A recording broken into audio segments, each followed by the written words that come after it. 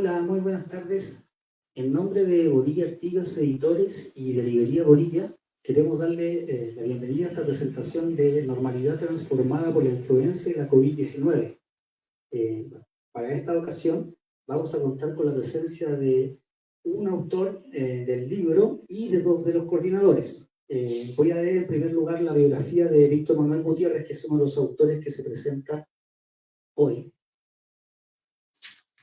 Víctor Manuel Gutiérrez es médico cirujano, especialista en pediatría, egresado como médico cirujano de la Facultad de Medicina de la Universidad Autónoma del Estado de México, especialista en pediatría en el Centro Médico Nacional La Raza del IMSS, avalada por la Universidad Nacional Autónoma de México.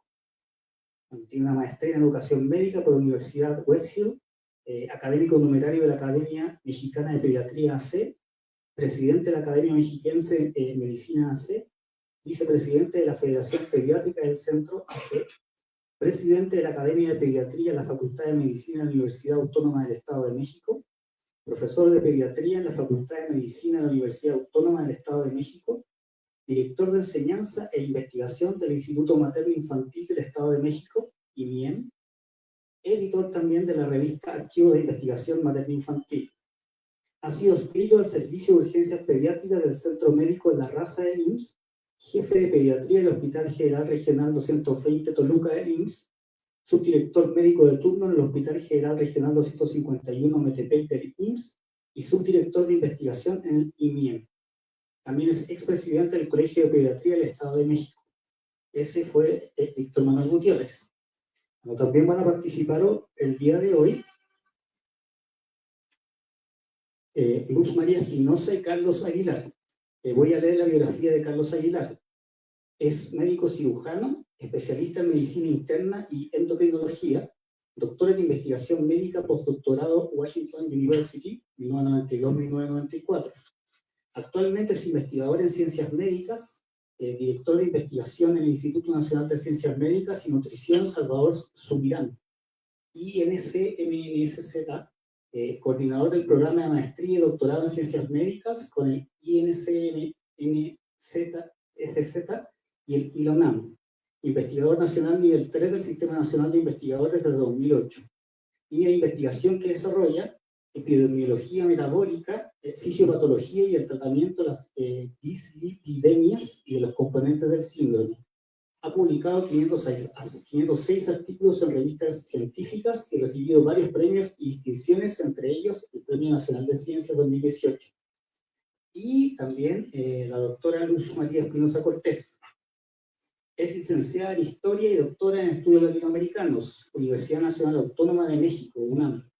Ha sido profesora en la Facultad de Ciencias Políticas y Sociales, UNAM, y la Escuela Nacional de Antropología e Historia. Actualmente es investigadora en Ciencias Médicas B, Instituto Nacional de Ciencias Médicas y Nutrición Salvador Subirán. Investigadora nacional nivel 1 del Sistema Nacional de Investigadores. Líneas de investigación desarrolladas: pobreza, hambre, epidemias y epidemiología sociocultural en México. Ha publicado en revistas nacionales e internacionales y coordinado 8 libros. Recibió el Premio de Investigación en Nutrición 2013, Fundación Mexicana para la Salud. Desde 2023 es miembro del Comité Consultor, Revista Sociología, Universidad Nacional Mayor de San Marcos, Perú. Bienvenidos.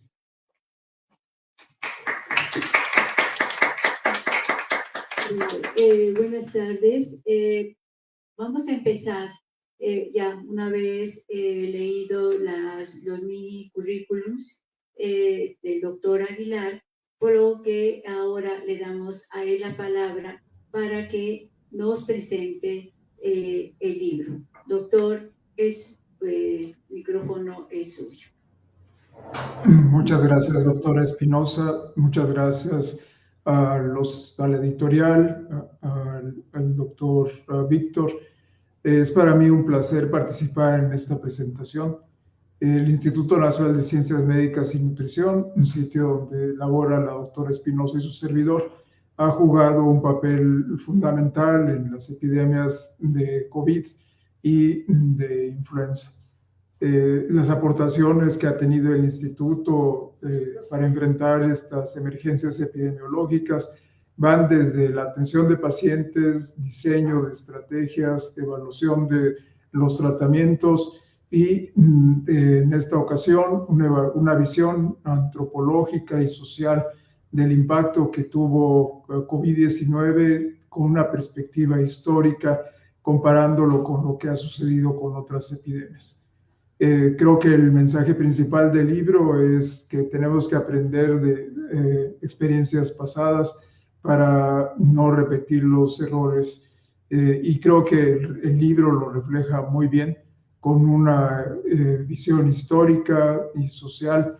La autora Espinosa y todos los coautores desarrollan una visión holística de lo que representa una emergencia epidemiológica. Felicito a cada uno de los autores, pero muy en especial a la autora Espinosa por esta obra que es una contribución más del Instituto y de la autora Espinosa a nuestra comunidad. Muchas gracias, editorial, y nos congratulo por tener la oportunidad de leer la obra.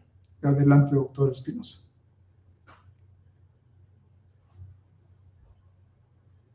Oír los comentarios del doctor Víctor, que fue y es uno de los autores de uno de los capítulos. Él abordó un tema interesante que es la influenza de 2009, la última y la primera que vivimos en el siglo, en el presente siglo.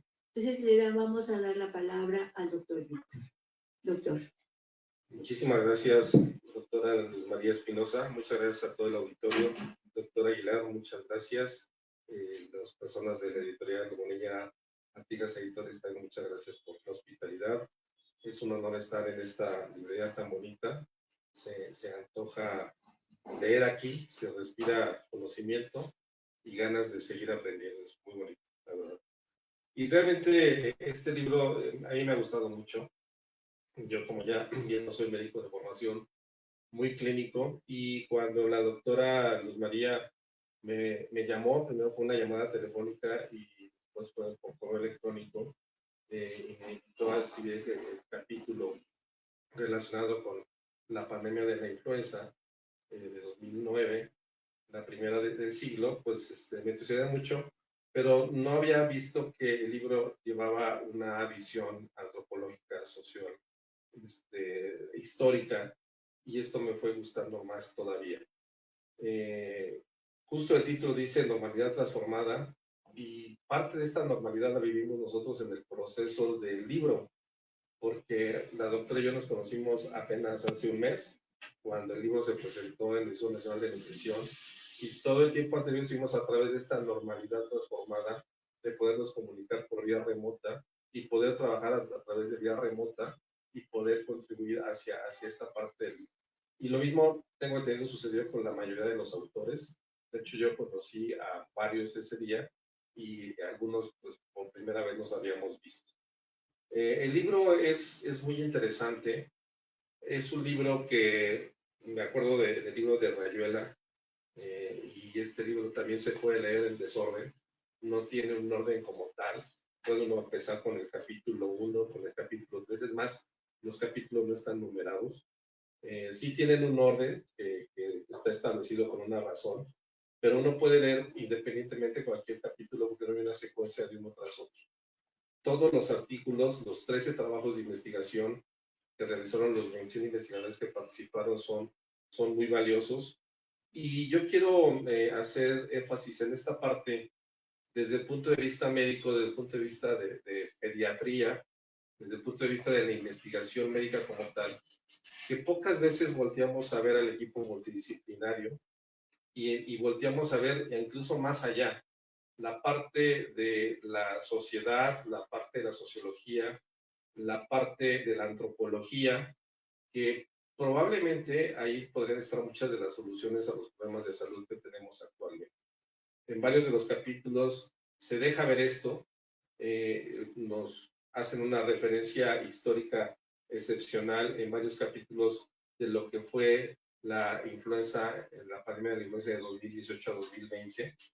Y cuando uno lee las narraciones históricas, si le quitaron uno la fecha, pensaría que esto pasó hace 2, 3 años y muy similar. Entonces, hay situaciones sociales, antropológicas, que los médicos probablemente en el actual clínico diario ignoramos y deberíamos de empezar a voltear si es que queremos realmente prevenir y atacar los problemas. Es algo del legado que tiene el libro. Es un libro que está diseñado para que cualquier persona lo lea. No se necesita ser científico, ni médico, ni estar metido en estas artes de la epidemiología, ni de las ciencias de la salud. Y por esa parte yo pues felicito y estoy muy contento que tanto el Instituto Nacional de Ciencias Médicas y Nutrición Salvador Subirán y también Bonilla Artigas Editores pues promuevan este tipo de obras, ¿no? Porque hacen falta que se divulgue el conocimiento integral de esta forma. El capítulo de la manera de introducción que escribe la doctora Luz María Espinosa, por sí solo vale la pena leerlo. Es un resumen perfecto del libro y aparte pues nos da una semblanza histórica de todo lo que sucede. Luego la doctora pues dividió el libro en tres partes. En la primera parte reunió 4 trabajos que hablan de la gripe española, el estudio de casos de intervenciones sanitarias.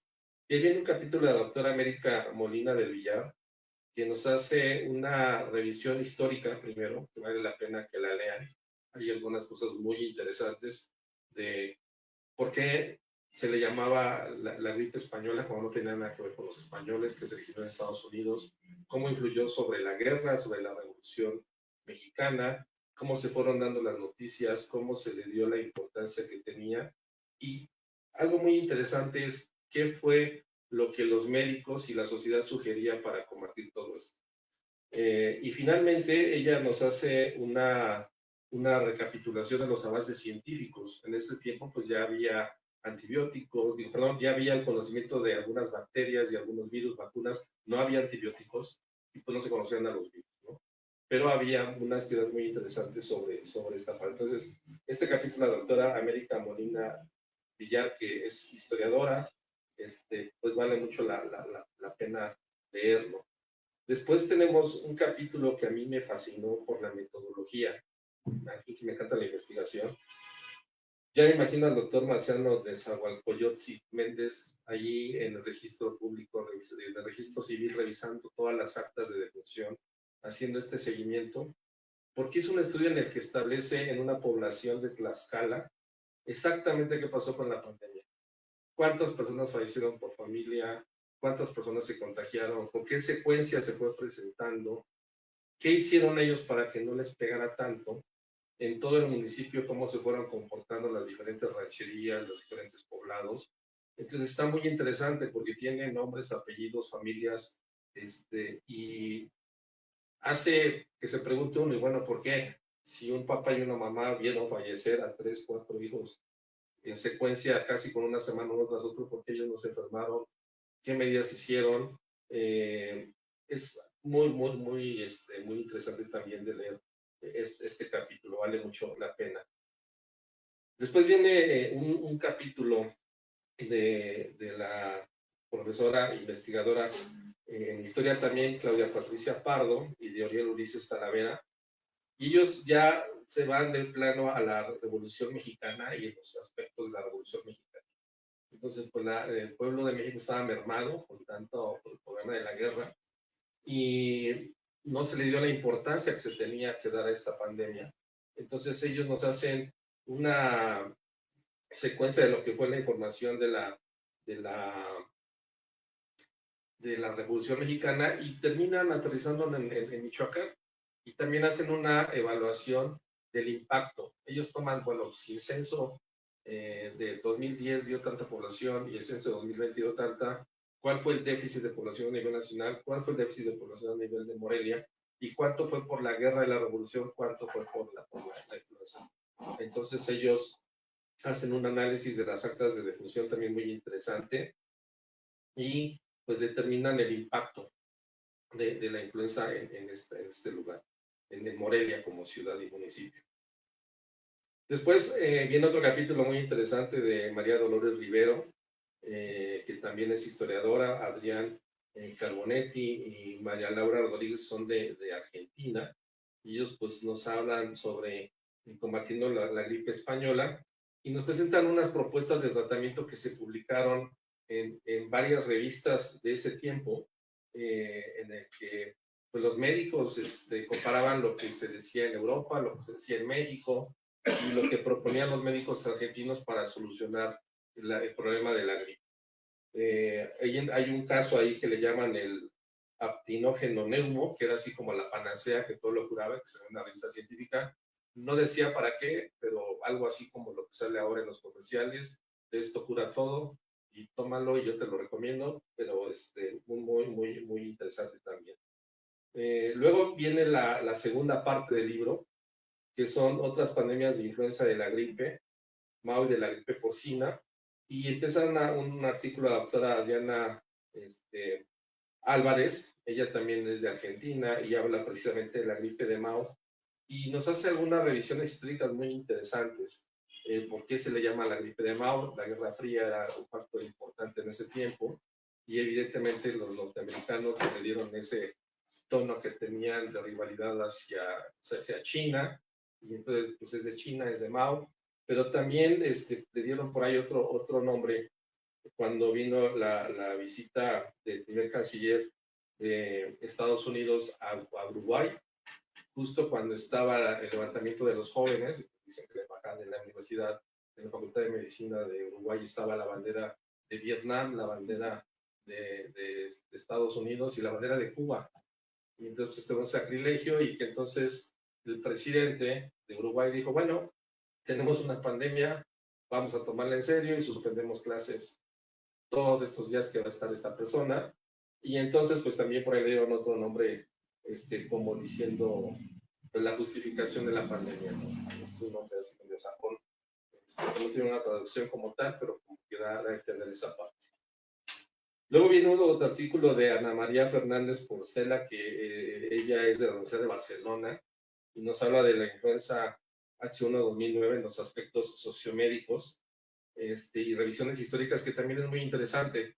Antes, bueno, estaba el artículo que yo escribí, que es un artículo, pues al fin médico, con temática y formación como para revista médica, ¿no? Un artículo de revisión de lo que fue la pandemia, con una orientación a lo que sucedió en México, y haciendo un poquito de énfasis en lo que fue esta preparación que en 2005 se hizo en el mundo de la Red de Vigilancia Internacional, con un reglamento para proteger sobre influenza, y que en nuestro país se tomó muy en serio, porque en cada estado se generó un laboratorio para poder hacer pruebas contra influenza. Se hizo toda esta red de vigilancia, se hizo un stock de compra de medicamentos, y entonces cuando viene la pandemia, pues resulta que México sí estaba preparado y tenía el manual de cómo actuar, lo hizo como tal. Entonces a posterior se ve como, pues qué exagerado se vio, pero la verdad es que yo considero que fue muy oportuno. Yo estaba en activo en la terapia intensiva, y el paciente que nos llegó no sabíamos qué tenía, un niño de 7, 8 años, lo manejamos a como nosotros íbamos viendo que el paciente respondía, pero decíamos, esto no es compatible con lo de esta edad de este niño, estamos haciendo un manejo con ese recién nacido. Cuando se declara la pandemia, a los 2 días más o menos, pues se mandan las pruebas, se ve que el niño tiene influenza, evidentemente nos dan luego medicamento a nosotros, que se fue una superventaja. Y después nos reunimos varios médicos a nivel nacional, nos reunieron aquí en la Fundación de Rehabilitación a discutir el manejo ventilatorio, y entonces coincidíamos en lo que habíamos visto todos, y se hicieron algoritmos de manejo. Entonces yo creo que la respuesta que se dio a México fue muy interesante. Pero en este artículo que sigue, que menciona yo de Ana María Fernández Porcela, toca estos aspectos que a veces la sociedad, o como médicos, no volteamos a ver, pero que sí lo tenemos, que es el miedo, el temor, el miedo de las personas, el hacer a veces desprecio hacia otras personas. Ustedes se acuerdan que pues, a los mexicanos nos veían, nos decían cosas raras porque íbamos a contagiar. Lo vimos recientemente en la pandemia de COVID con las personas de salud. Entonces, es algo que no volteamos a ver, y el análisis que se hace desde el punto de vista antropológico y sociológico es muy interesante. Y luego viene la última parte del libro, que ya se mete a lo que es la pandemia de COVID. Y ahí vienen seis revisiones muy, muy interesantes. Una es lo que es el comportamiento epidemiológico en Cuba, que igual el doctor Enrique Valderraín Chape, que es uno de los coordinadores, pues hace una cronología pormenorizada y detallada de cómo fueron ellos manejando este problema de COVID en Cuba y por qué les fue tan bien, ¿no? Es de las cosas que se tienen que aprender. Después tenemos otro artículo que es de Isaac Núñez y del doctor Carlos Aguilar, que es un artículo de corte médico, un artículo de revisión en el que ellos plantean la interacción entre la enfermedad metabólica y el COVID. Tanto me mencionaban en la televisión los factores de riesgo, y ellos se meten de lleno en las redes metabólicas, el riesgo de COVID y el riesgo de COVID largo, que es una patología con persistencia de la sintomatología que aún sigue dando problemas en muchos pacientes, y específicamente, pues lo ven tanto COVID agudo y COVID largo con enfermedades metabólicas, y la atención hacia las enfermedades metabólicas durante y posterior a la pandemia. Es un artículo muy interesante, una revisión muy valiosa, porque revisa artículos de peso. Acuérdense que en ese tiempo había una información exagerada de publicaciones, entonces el escoger los artículos adecuados que nos den información fidedigna y de peso es algo muy valioso. Después el artículo de la doctora Luz María Espinosa, que también está genial, el de hambre y seguridad alimentaria en América y el Caribe. Pues ahorita que nos platique, ella es toda una revisión de lo que es estas metas del milenio que tenemos para el año 2030, hambre cero, y que estamos muy lejos de alcanzarlas y que con esto probablemente se retrase más. Los impactos sociales de pobreza, de desigualdades económicas que ha tenido la pandemia y cómo puede impactar en estas metas, que se ve complicado que las podamos alcanzar. Y si volteamos a ver algunas cifras del Banco Mundial que se publicaron en el informe del año pasado, pues nos pone que apenas estamos alcanzando cifras que se tenían hace 15 años a nivel mundial de estabilización económica, pero pues todavía falta mucho para alcanzar lo que estaba justo antes de la pandemia. Por su parte, la doctora Anaí, ella tiene una licenciatura en antropología. Ella nos mete el dedo en la llaga, el decir, hay que tomar el concepto de sindemia, y nos hace una revisión de lo que es la sindemia, y básicamente es involucrar todo lo que existe alrededor. No puede haber una salud de humanos, una sanidad de animales, una salud planetaria, todo se tiene que mezclar, todo está relacionado, y es en esta parte donde yo le doy mucho valor a todo este libro, porque precisamente si los profesionales de la salud no empezamos a voltear lo que hacen los demás, en los médicos estamos volteando a ver lo que hace el psicólogo, lo que hace el nutriólogo, lo que hace la enfermera, trabajo social, pero tenemos que hacer un trabajo colaborativo todos para que realmente este tipo de problemas de salud se resuelvan y se puedan atacar de una mejor manera. Este artículo también está genial, yo se lo recomiendo mucho que lo lean. Y después viene un examen estigma y malestares emocionales. Es un grupo dirigido por la doctora Yasmín Mora Ríos, de Psicología de la UNAM, y hacen una serie de encuestas donde pues, nos ponen lo que la gente piensa, y los jóvenes sobre todo. Entonces, también vale la pena. Pocas veces nos posamos a detallar, son estudios cualitativos, pero la verdad muy, muy bien hechos, y sobre todo con una parte muy reflexiva. Y tenemos un artículo de Crisol de Incertidumbres, una breve cronología de la epidemia, que es de Jesús Armando Aro. A los que les gusten las fechas, ahí están. Son más de 180 referencias por día, que dicen este día pasó esto, del 12 de diciembre de 2019 al 31 de diciembre de 2020. Entonces, la verdad es un libro que yo se lo recomiendo. Es un libro para todo público, como dice clasificación A, apto para todo público. Se van a emocionar con el libro.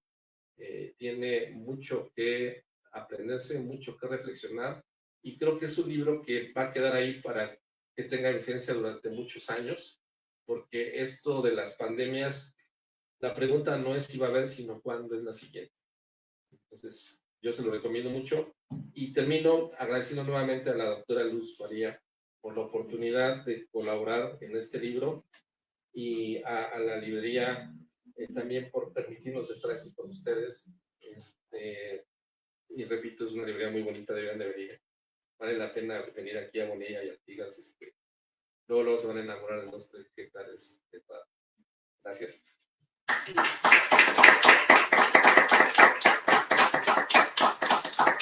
Muchas gracias, doctor Víctor.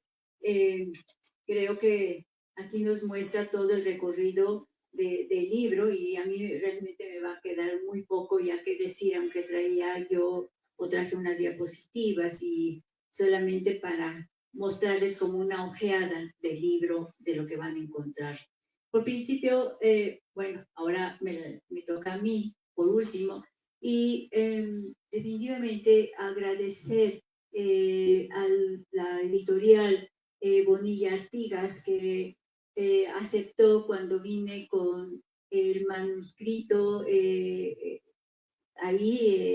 trabajo, e inmediatamente lo dijeron, bueno, vamos a ver, y lo aceptaron, ¿no?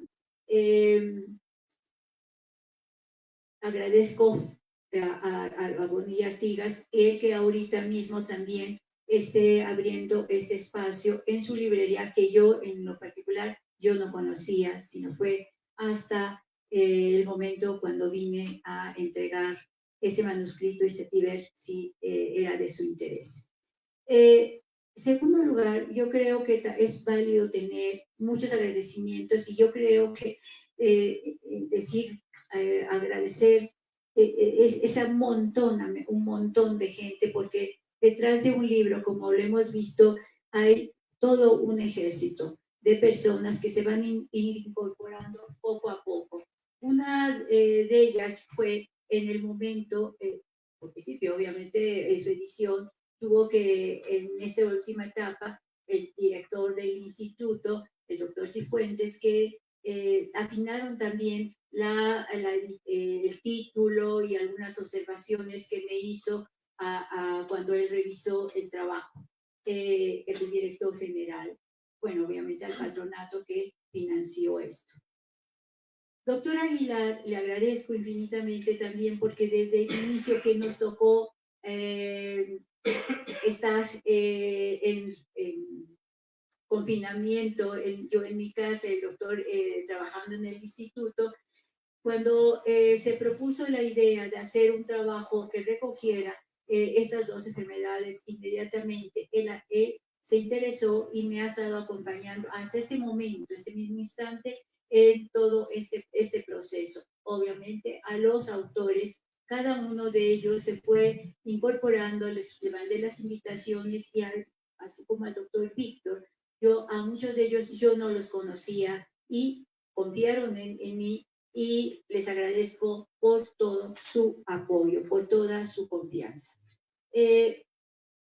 Voy a presentarles acá más o menos para que vean rápidamente el índice del trabajo, que ya el doctor Víctor lo mencionó. Obviamente está la gripe española, la introducción, hay varios autores, y a lo lado ustedes van a ver que está la doctora América del Villar, que es de Ciesas, al doctor Marciano Méndez, que es de la Universidad de Tlaxcala, Claudia, que es del Instituto Mora, Auxiel, que es de la Universidad Michoacana de San Nicolás de Hidalgo, a la doctora María Dolores del CONICET, lo mismo que el doctor Carbonetti y Laura Rodríguez, que vienen del CONICET de Argentina, o lo que es aquí el CONACYT. En el otro capítulo vamos a encontrar en la segunda parte a la doctora Adriana Álvarez, que es del CONICET de Argentina, obviamente al doctor Manuel Gutiérrez, que ya, como se mencionó, viene del Hospital Materno Infantil de Toluca, a la doctora Ana María Fernández, que viene de la UAM Xochimilco, a Isaac, que actualmente está haciendo su postdoctorado en Harvard, Ana Isi, que es del CONICET de Argentina, a Jazmín Mora, que es como investigadora del Instituto Nacional de Psiquiatría y profesora también de en la UNAM. A Jesús Armando Aro del Colegio de Sonora y Adriana Mercado también del Colegio de Sonora. ¿Cuál fue el objetivo? O me preguntarán, bueno, ¿cuál fue el objetivo?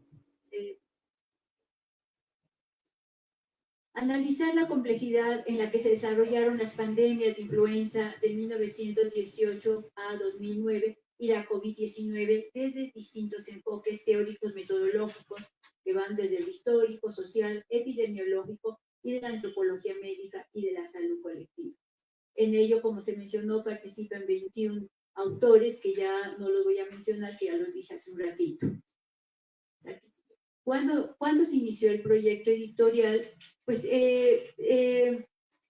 para mí, les he dicho en algunas ocasiones que he estado presentando el trabajo, pues simplemente que para los que hemos estudiado la historia de la salud y las epidemias, que es la historia de las sociedades, experimentamos una sensación de déjà vu. De pronto, reaparecieron los vocablos cubrebocas, aislamiento y otros como medidas para contener la enfermedad. Aquí pongo unas fotografías que pueden ver de la pandemia de influenza del 19 y abajo la actual. En el mes de junio de 2020, el doctor Aguilar y el doctor Belarraín y yo nos propusimos reunir a un grupo de colegas interesados en un análisis social de la influenza y a partir de 1918 a 1919, porque la influenza no solamente es de esos años, hay atrás también, pero partimos del siglo pasado y de la COVID. Tal vez fue para resistir el aislamiento y a la necesidad de entender lo que estaba sucediendo, pues el contacto con el exterior para algunos era a través de correos electrónicos y distintas plataformas tecnológicas. A partir de ese momento, pues se ha vuelto ya como algo que tenemos que hacer. Pero el libro creo que da muchas lecturas, como ya lo ha mencionado el doctor Víctor. Una de ellas se puede ver desde el punto de vista de la culpabilización. A mí me interesa en este momento destacar este elemento. Se empezó a culpar al otro, se culpa al otro, que lo mismo que sucedió con la influenza del 18-19 o mal llamada gripe española, porque se culpó en aquel momento a los españoles cuando el enfermo cero fue un cocinero de un fuerte militar norteamericano. La vía de diseminación fueron los soldados norteamericanos que se incorporaron a la Primera Guerra Mundial. España fue culpada porque su gobierno fue el primero que informó que había una epidemia de gripe. En México, durante la Revolución Mexicana, también los soldados contribuyeron a su diseminación. De ello habla Molina del Villar y también Pardo Hernández. Estos últimos también destacan que murieron más mujeres que hombres, tal vez porque son las encargadas de los cuidados de la familia. El doctor Nezahualcóyotl señala que la influenza y Calculalpan, como ya lo mencionó el doctor Víctor, hace toda una búsqueda en los archivos muy detallada. Aquí solamente en la gráfica, espero que la vean, su gráfica 2, podemos ver la mortalidad de influenza según día y mes de 1918 en el municipio de Calculalpan. Ustedes pueden ver los meses en que hubo un repunte de la epidemia, que va a ser prácticamente en noviembre y a finales de diciembre de ese año. La segunda mitad del siglo XX, Álvarez aborda en su capítulo La gripe de Mao, como ya la mencionó el doctor Víctor, que llega a Argentina y que poco se habló, y habla de que no se habló porque en ese momento habían muchas situaciones que se estaban dando en todo el mundo.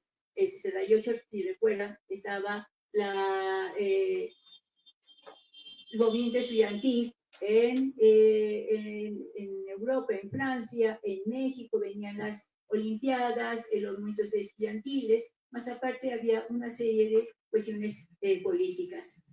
En mi capítulo mismo de la introducción, hago también un recuento de que el virus viajó con los propios soldados norteamericanos que regresaron de Vietnam a Panamá y de ahí llegó a Argentina, como lo señaló en la introducción yo misma y que después la A un lado, por ejemplo, pongo un documento, un reporte de uno de los médicos que hablan de la experiencia en la influenza de Hong Kong en las zonas tropicales en Panamá. Álvarez compara la tasa de mortalidad entre la gripe de Mao o gripe de Hong Kong y la COVID-19 en Argentina, ocurrida en 68, que fue la gripe ignorada. Aquí a un lado ella recoge un reporte de un periódico alemán que habla precisamente de la gripe de Mao y en el que se señala que está por llegar a Europa en ese momento, Alemania. Presenta una tabla muy interesante que es la tasa de mortalidad específica entre la pandemia del 68 y 69, gripe de Hong Kong, y la COVID-19. Entonces ahí en la gráfica van a ver en el libro que están esas dos tasas de esas dos enfermedades.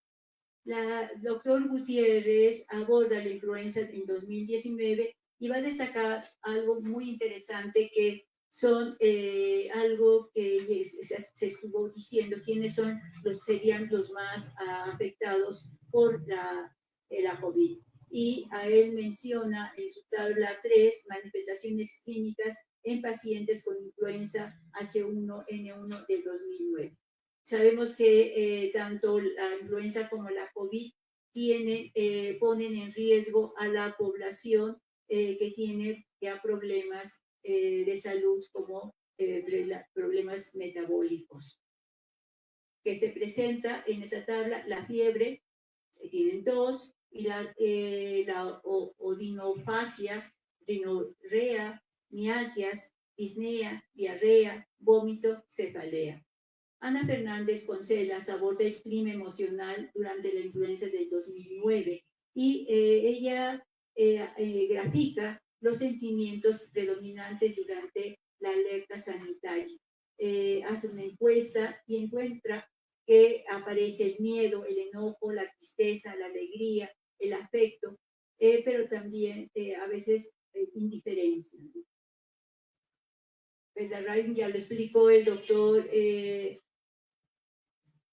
Víctor, hace todo un recuento también de los casos que se fueron presentando de COVID en Cuba.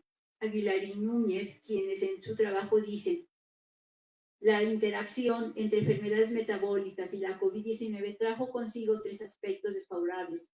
Un posible mayor riesgo de diabetes mellitus en quienes tuvieron COVID-19, un incremento en el sedentarismo en la mayor parte de la población mexicana y una reducción en las pruebas diagnósticas realizadas. Un problema que ahí se tuvieron que enfrentar, por ejemplo, en el mismo instituto y en muchos otros centros de salud. Yo, en el caso mío, parto de una pregunta. ¿Será posible cumplir con la Agenda 2030? Entre ello acabar con el hambre y se recupera también. Recupero ahí mismo la pregunta que hace Willet. ¿El hambre es un problema ético? Esto es una pregunta que debemos hacernos. ¿Qué tan ético que exista hambre?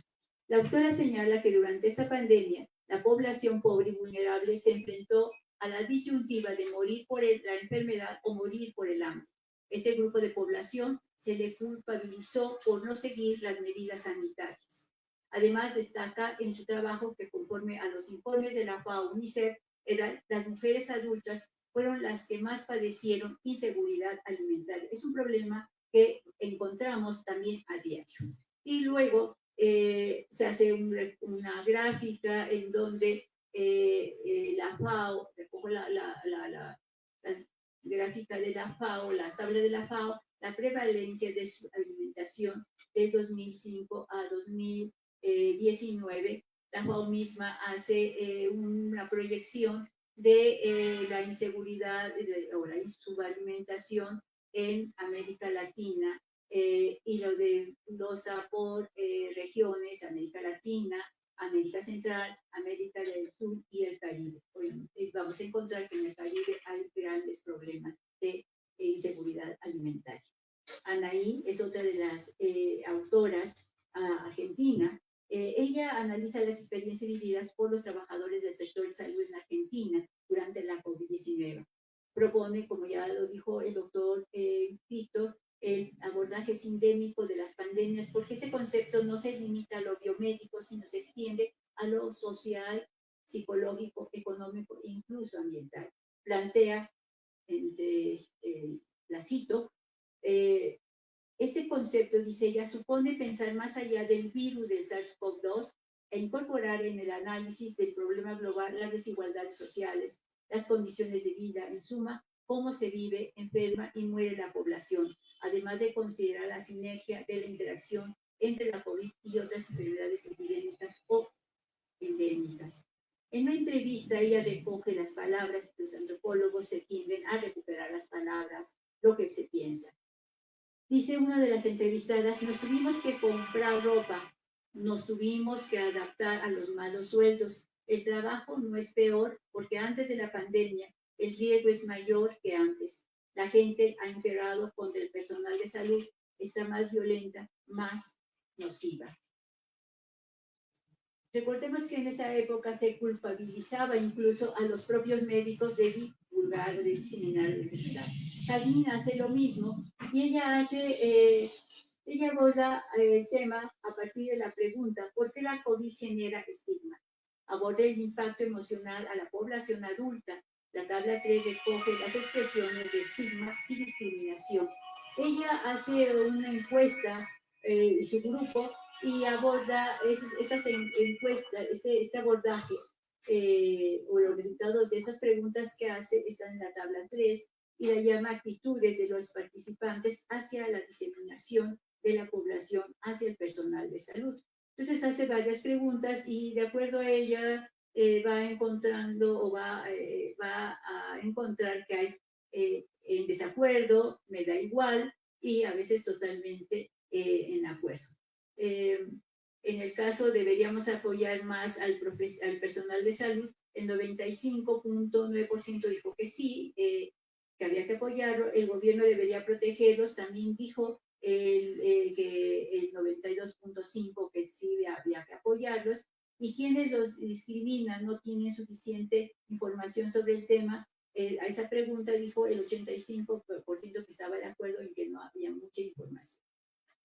En otra parte de su trabajo de ella, expone varias, reúne los malestares y síntomas reportados por los participantes. Y ella también ahí va a recoger los entrevistados, que algunos dicen que las sensaciones, el malestar, enojo, irritabilidad, hay apatía, hay insomnio, muchos de nosotros también lo llegamos a tener, y hay descuido. O sea, va ella poco a poco recogiendo en las entrevistas estas sensaciones, estas emociones. Anaí sí, ya les había mencionado, y por lo tanto hay otro trabajo bien interesante, porque una pandemia, de otra lectura que podemos darle al trabajo, una pandemia impulsa avances en la ciencia y tecnología. O sea, no, aparte de todo lo que hemos visto, de las defunciones, la mortalidad, pues también esta llega a través de la historia a contribuir a impulsar nuevos conocimientos, nuevos avances científicos, tecnológicos. No sin llevar a numerosas discusiones, como sucedió con la COVID y durante la influenza del 18-19 de la tabla Rivero, Carbonetti y Rodríguez. Y no solamente eso, también esto la recoge Armando Haro, que va a recoger día a día las discusiones que van a irse dando día a día durante casi un año y que las va a exponer en una larga cronología y con la que se cierra el trabajo. Sobre las discusiones entre los médicos y la influenza, pues en Argentina lo aborda Carbonetti. Bueno, ustedes ahí pueden ver una partecita de lo que es la cronología. La obra se cierra con la cronología. Ellos también hay que tener en considerar que no solamente revisan los periódicos, sino también las revistas científicas. ¿Cuál es el aporte de la obra? Invita a revisar constantemente la historia comparativa de las epidemias y pandemias para identificar su comportamiento epidemiológico, social e impactos demográficos, económicos y emocionales, y conocer las medidas sanitarias y su aplicación y repensar en la vulnerabilidad de la humanidad, aun cuando vivamos en una época de grandes avances científicos e innovaciones tecnológicas, como sucedió con las vacunas contra la COVID-19 que permitieron enfrentarla en poco tiempo. 2. Nos acerca a la complejidad en la que se desenvuelven estos hechos sociales, en cuya emergencia y reemergencia interactúan distintos determinantes de carácter social, cultural, político, como las políticas públicas, económico, tecnológico, geográfico, climático y metabólico, entre otros. 3. Nos invita a conocer que si bien existen biomarcadores que permiten identificar una enfermedad, existen marcadores sociales que complejizan el desenvolvimiento de las pandemias, que rompen con la normalidad cotidiana y la transforman. 4. Invita a reconocer que una pandemia es un hecho social complejo y sindémico, como ha sido la influenza y la COVID-19. El concepto de sindemia hace referencia a la sinergia de esa enfermedad con enfermedades metabólicas, hipertensión, diabetes, mellitus y otras, y lo cual aumenta el riesgo a complicar la enfermedad y a la relación de salud-enfermedad con las desigualdades sociales, económicas, políticas, el entorno físico y las condiciones medioambientales, como lo propuso el antropólogo Singer, para quien la inequidad social resulta el ejercicio injusto del poder, y a quien también citó en la introducción. En América Latina y el Caribe, las personas que en condiciones de pobreza extrema y vulnerabilidad, migrantes o mejor, los desplazados de sus lugares de origen, han tenido mayor riesgo de enfermar de la COVID o de complicar su salud. Las preguntas que quedan en el tintero son muchas. Yo solamente voy a citar algunas. ¿Qué estamos haciendo con el medio ambiente? O mejor aún, ¿cómo y cuándo hemos destruido el hábitat del resto de los seres vivos? ¿Qué hacemos para reducir las brechas de desigualdad sociales y evitar la desigualdad ante la muerte? ¿Cuál es el uso político de una pandemia? ¿A qué desafíos post-pandemia se enfrenta la humanidad? Al mercado, que si bien nos dicen que si bien queremos describir y analizar lo que significa esta pandemia, es necesario averiguar lo que pudiera haberse evitado, lo que se puede aún evitar, y hay que plantearnos varias preguntas, entre ellas, ¿qué sería relevante investigar desde lo local, la idoneidad de las medidas y políticas implementadas por el gobierno, el impacto de la pandemia en sus consecuencias biológicas y demográficas, económicas, políticas, sociales y o culturales? Todas esas preguntas considero podrían abrir nuevas líneas de investigación que partan del concepto de sindemia. Pues muchas gracias.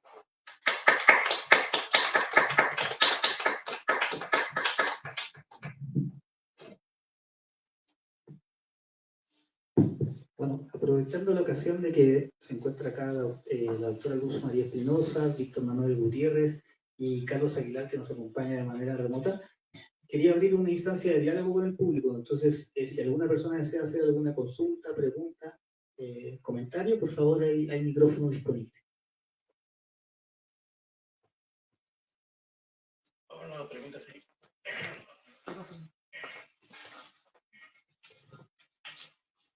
Gracias por el libro, realmente muy interesante y muy laborioso y muy completo en todas las otras preocupa. La pregunta que tendría yo es que la pandemia realmente termina en el año 22 y al parecer empieza a hacer un corte al 20. Entonces no sé si tengan considerado que fueron los años más críticos, 21, 22, pero también el 20, 21, si van a hacer una como continuación para hacer el cierre de esta pandemia o queda así, porque bueno, esa es la pregunta nada más. Doctor Aguilar.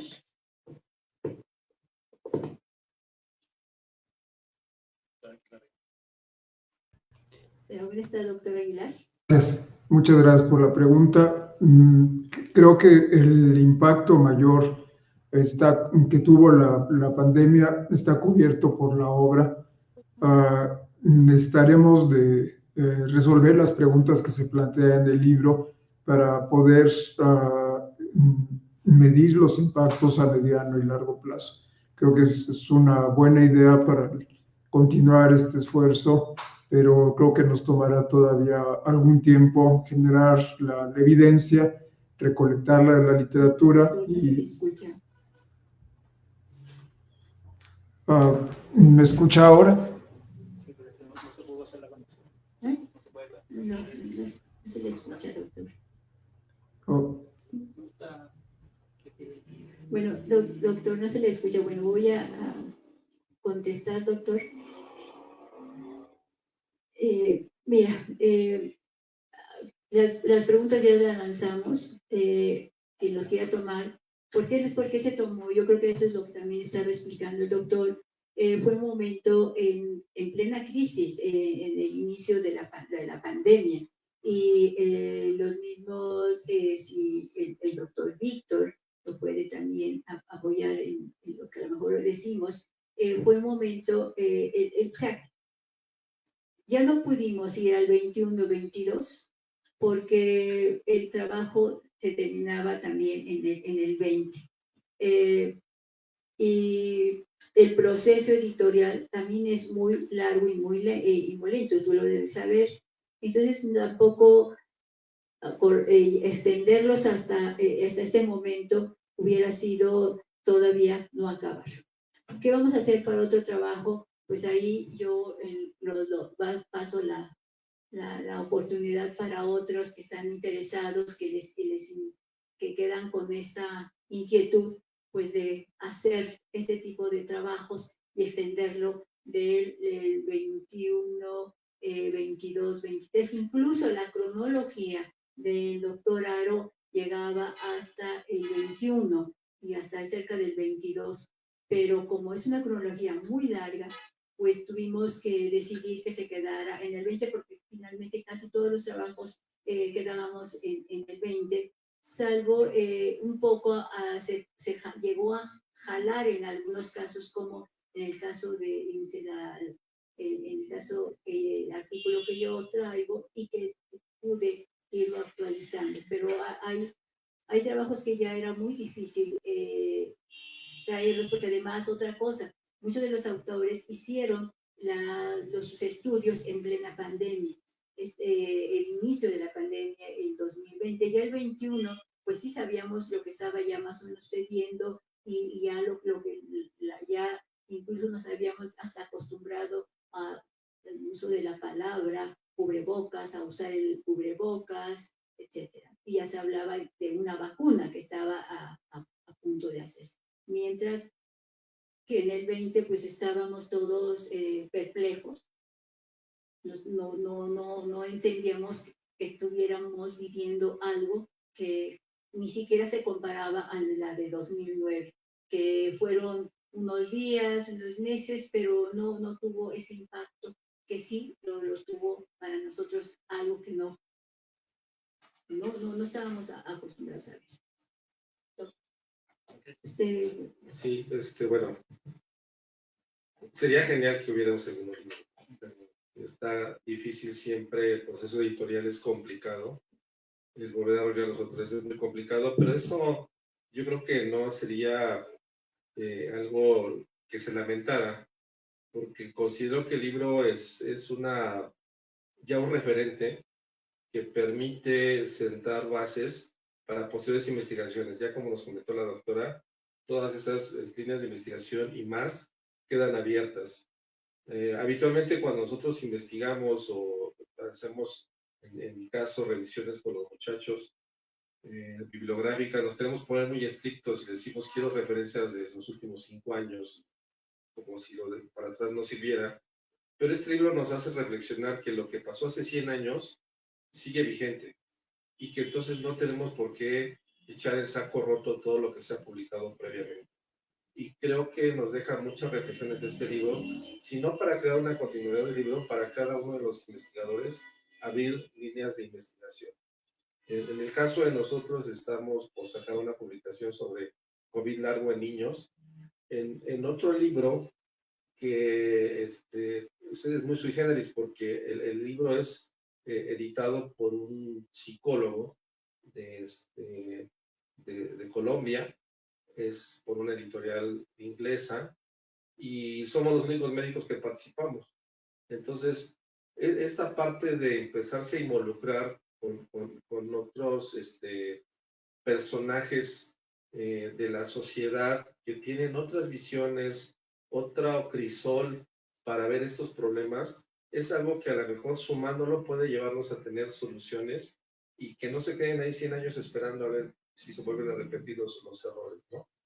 Yo este libro estoy interesado en ver lo completo porque aborda muchos aspectos también psicológicos y sociológicos de lo que es las secuelas de COVID en las personas en todas las edades. Y lo mismo pienso que los investigadores, los compañeros que escriben artículos, deben seguir con sus procesos de investigación en sus diferentes áreas. Y esto, pues, sin duda, tiene que enriquecer mucho el conocimiento. La pandemia, como le dije, dejó enseñanzas muy claras y las tenemos que tener presentes porque es un hecho que viene otra pandemia. ¿Cuándo? No sabemos. Si apostamos la secuencia que tuvo la pandemia de influenza en el siglo pasado, pues esperamos del COVID a lo mejor otras 3, 4 pandemias o más. Entonces, tenemos que estar al pendiente de lo que se publicó y de lo que se puede publicar más. Y insisto, este libro considero que es un referente porque al menos en lo que yo conozco es el primero de este tipo, en el que ve aspectos médicos, sociológicos, antropológicos, psicológicos, con no solamente una búsqueda y un rigor de tener un buen respaldo bibliográfico, que eso creo que todos los autores lo respetaron, están perfectamente citadas todas los conceptos, todos los puntos que ellos presentan en sus capítulos, y también exponen sus ideas, pero con una base muy argumentativa y hacen propuestas muy valiosas. Entonces, por sí solo creo que vale la pena leer el libro y yo me atrevería a decir que de aquí pueden salir muchos caminitos y muchos, entre comillas, hijos de este libro que aunque no sean reconocidos legalmente, pero ahí van a estar. Pues no sé qué haya que más decir, pero bueno, quienes están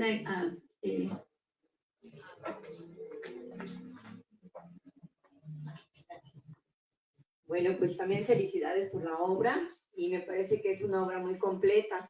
A mí me gustaría que nos platicaras sobre el proceso de cómo se conformó el equipo de autores, cómo fue y cómo se planteó los temas que iba a abarcar esta obra. Bueno, no sé, me preocupa que el doctor Aguilar no pueda. Sí, doctor Aguilar, y ahora sí creo que ya se arregló. Muchas gracias, Luz María. El equipo fue discutido con la doctora Luz María de varias sesiones en el instituto. Ella le dio esta visión holística, seleccionando investigadores que habían estado relacionados con epidemias previas y después fue a hacer una búsqueda bibliográfica de los investigadores nacionales que habían contribuido en la epidemia de influenza o que estaban escribiendo sobre el tema. El mérito principal es de la doctora Espinosa, quien tomó este proyecto y lo ha seguido hasta la fecha con una pasión y compromiso que es ejemplar. Bueno, yo creo que me da todo el mérito el doctor, pero yo creo que hay que reconocer que el mérito también es del doctor Aguilar. El doctor Aguilar fue, me preguntan cómo fue que se hizo. Pues en plena pandemia, estábamos en plena pandemia y entre los correos que yo le enviaba, doctor, mire, tengo esta preocupación, aparte de la situación que opinamos, mire, se me ocurre que hagamos esto, ustedes saben que yo he trabajado, los que ya me conocen, he trabajado epidemias, desastres y las hambrunas. Entonces, me preocupaba lo que estaba pasando, porque también en otras pláticas por correo con Enrique Beldarrain, que es epidemiólogo en Cuba, pues también hablábamos de la necesidad de escribir otras colaboraciones, porque ya antes habíamos trabajado el cólera en Cuba y otros trabajos que ya había salido también en conjunto con los proyectos. Entonces empezamos a hablar y dije, bueno, voy a plantearle esta idea al doctor Aguilar de qué posibilidad existiera de que pudiéramos abordar este tema, teniendo en cuenta que estábamos viviendo el problema de la COVID. Total que poco a poco se fue armando, hubieron muchas reuniones en las que nosotros estuvimos por correo, desde definir y de ir perfilando las ideas, de ida y vuelta, de un lado y del otro. Entonces se fue dando poco a poco, hasta que por fin ya salió la idea para hacer ya la invitación a algunos autores, a partir de algunas personas que yo conocía, como América, con la que yo he trabajado desde hace muchos años, y que es del sí esas colaboraciones. Entonces ella me conectó para que hablara con Netzahualcóyotl, y después con otros investigadores, pues, pero quedaba hueco, entonces había que hacer toda una búsqueda, como dijo el doctor Aguilar, de ver quiénes estaban escribiendo sobre los temas. Pero antes, previamente, se armó el proyecto de la idea central, que nos llevó varios meses de irlas definiendo, y entonces, como yo siempre digo, lanzarlas al mundo para ver quiénes nos las aceptaban. Mandamos varias invitaciones, hice a España, pero no me contestaron. A alguna gente que me habían recomendado, que estaba trabajando en Estados Unidos, me dijo, ni me contestó. A un peruano que también yo le envié de que él trabaja en Fiocruz en Brasil, y nos dijo que no, que no, porque tenía mucho trabajo, y dije, bueno, a lo mejor no, y Enrique Beldarrain comentamos, a lo mejor no nos creyó, pero se va a arrepentir. Y así sucesivamente, y finalmente, al último, 2009, nos queda 2009 la influenza, pues haciendo la búsqueda de quienes habían escrito sobre el 2009 la influenza, encontramos al doctor Víctor, que también ha escrito sobre la influenza del 2009. Hice la invitación y así nos estuvimos. Y muchos de los autores a los que aceptaron entrar a esto, el doctor Aro lo conozco desde hace años, que él trabaja en epidemiología sociocultural, y para la parte metodológica es una de las personas de las que yo he aprendido muchísimo esta metodología. Bueno, poco a poco fuimos conectándonos y empezaron a ir llegando los trabajos. Fue lento por una sencilla razón. Estábamos pasando por una situación muy difícil y muchos estábamos pasando también por situaciones traumáticas. Y era entendible que mucha gente, muchos de los investigadores me dijeron, pues mira, estoy pasando por una situación así y no lo puedo entregar en la fecha, no importa, no te preocupes, hay tiempo, y así sucesivamente. Entonces se fue alargando. Ese proceso es largo, muy largo, porque después viene, ya está estructurado, hay que revisar, y es como una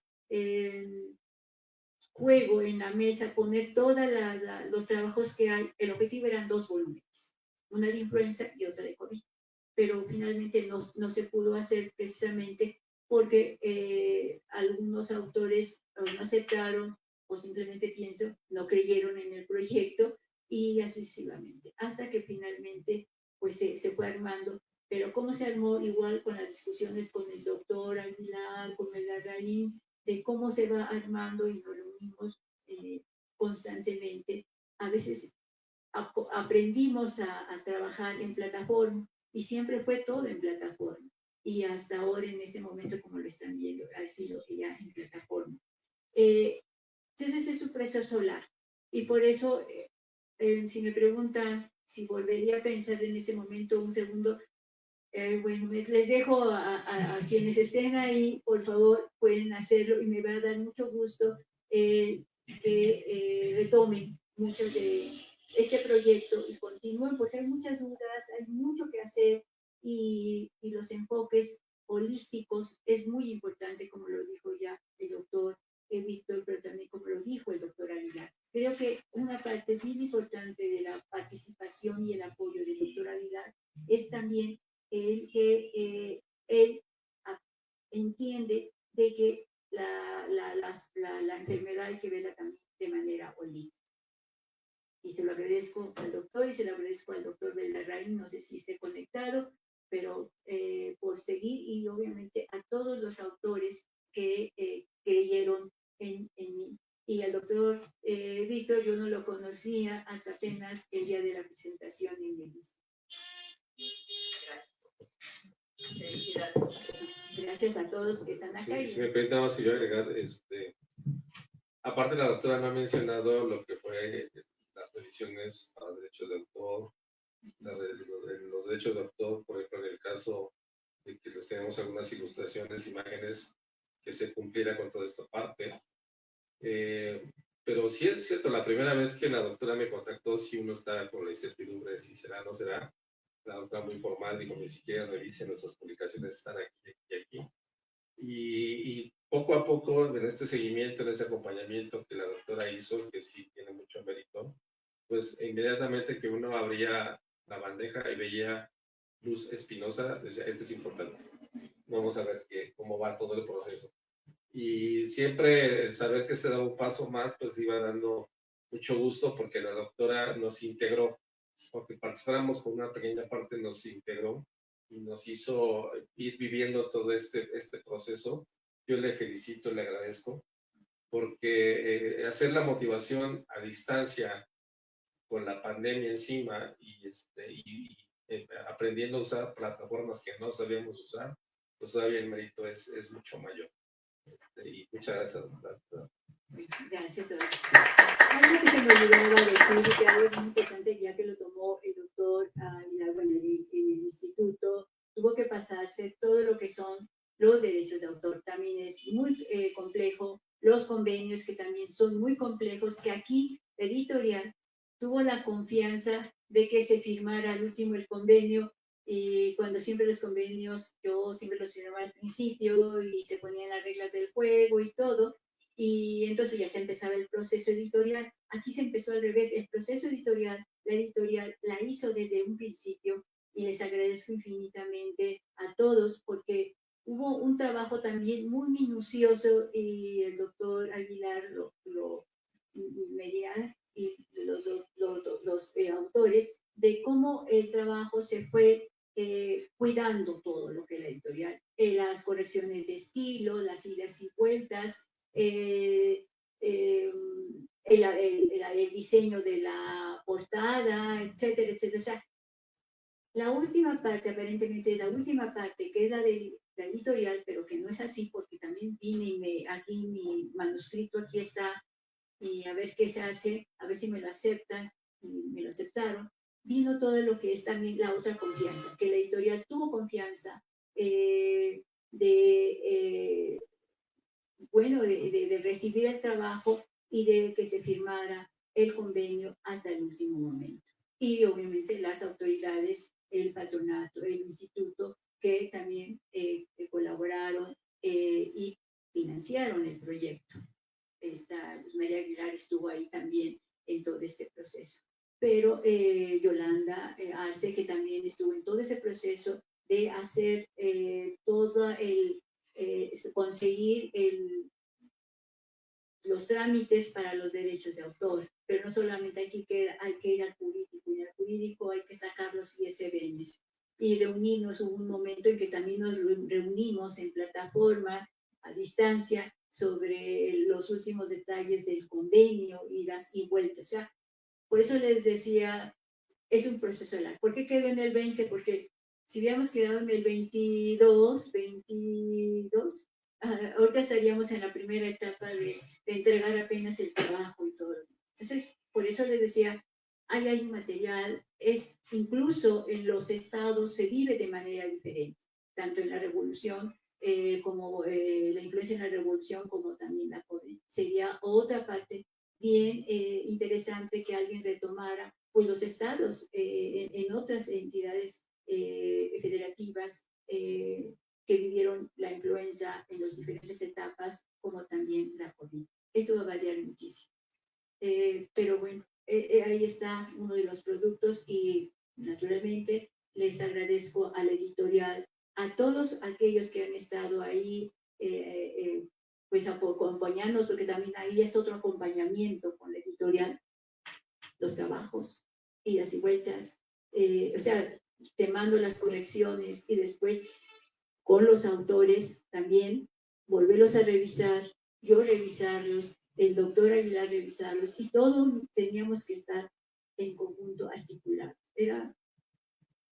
Fue una experiencia sí, muy interesante, muy enriquecedora para mí, y que bueno, ahí lo pongo para los jóvenes.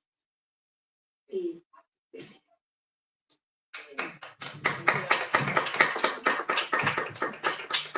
Bueno, en nombre de Bonilla Artigas Editores y de Librería Bonilla, queremos agradecer a Luz María Espinosa, a Víctor Manuel Gutiérrez y a Carlos Aguilar, que nos acompaña de manera remota, por esta presentación de Normalidad transformada por la influenza y la COVID-19.